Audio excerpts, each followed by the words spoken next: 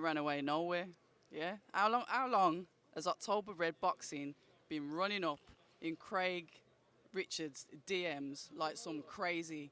Do you know what? I do give it to you. You have messaged me about it, and I have messaged you back, and we was going to arrange something.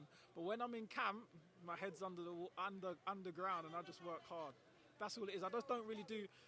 Where I've got to now, I try not to do as much media when I'm focused, because sometimes it gets draining and time consuming. So I just try to work on what I need to do when I'm in training now, rather than the media, social media stuff.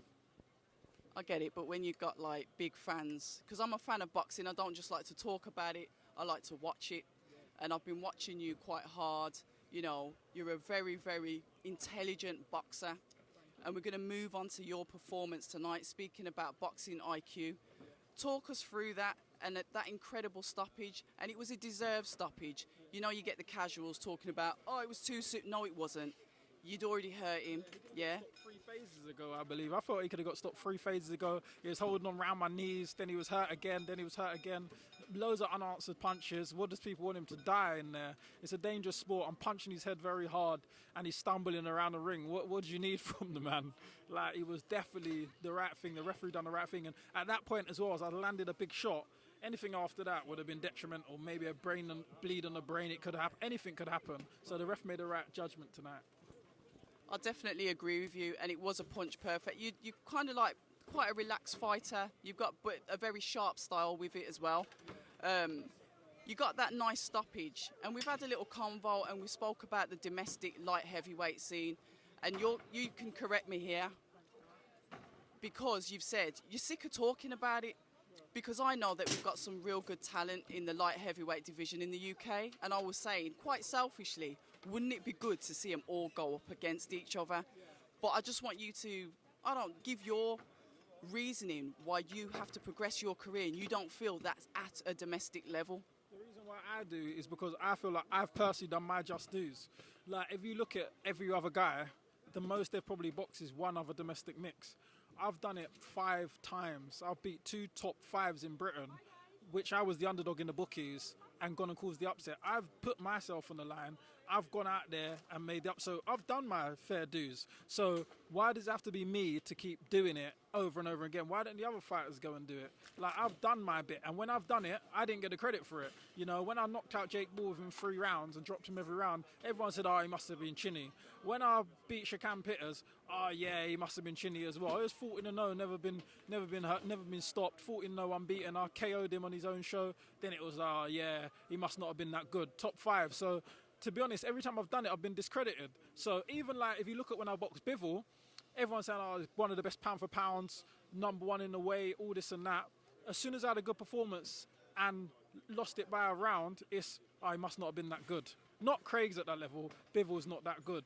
But yet when he was beating up Joe Smith Jr. and Pascal and Sullivan Barrera and that, he was that good. You're beating world champions, clearly you must be that good. So when I put a performance in, all of a sudden they discredit him rather than give me the credit.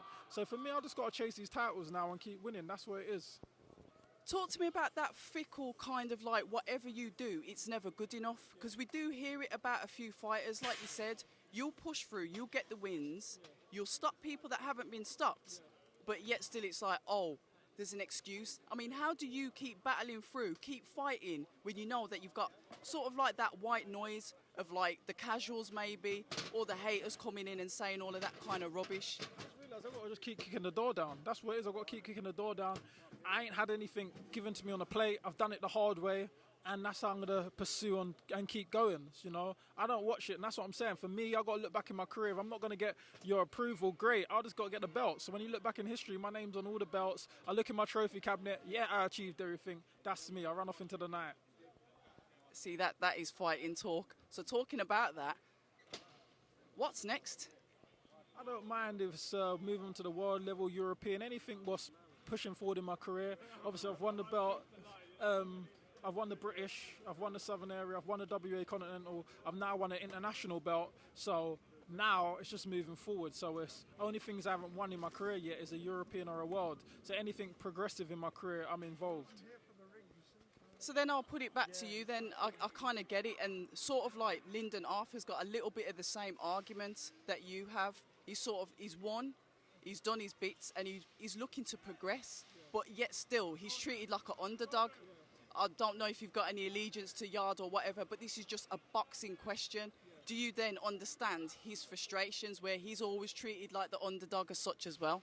Well, yeah, I would. If that was me, I would feel upset as well that if I went and done what I was supposed to do or whatever, and then I got called back to have to do it again, I would probably be a little bit upset. It's all boxing, but you got to look at the contracts you signed at the same time, because this is how you got yourself in the situation. So it's a bitter and sweet. You probably learn from it and be a bit smarter in the future. And that's some good advice there. So when can we expect to see you back out again, Craig? Probably now, I guess in the new year. I know that Eddie's got a couple of shows left at the end of the year, but I know the shows are quite full. I'm happy to have a little break. You know, I had a little layoff after the biffle because I had a little injury. I'll come back to test that out today, and we'll reassess and see how I am and go from there. Just taking the right necessary fights at the right stages now. I've had a good run out. Eddie put me out today. I'm happy before Christmas, and we'll see where we go from there. And it was nice work. Listen, I could talk to you forever, and I would, but I know you're busy. Bags are packed. You need to get off. We're going to do that YouTube live. I'm gonna draw on you, and we're going to have that conversation. But thank you so much for your time, and well done on that beautiful win tonight. October Red Boxing, Craig Richards. Until the next time. Hi, and thank you for watching October Red Boxing. Like, subscribe, and tap the bell for notifications. You can also find us on Instagram at October Red Boxing and on Twitter, October Red UK. And remember, at October Red, we stay ready.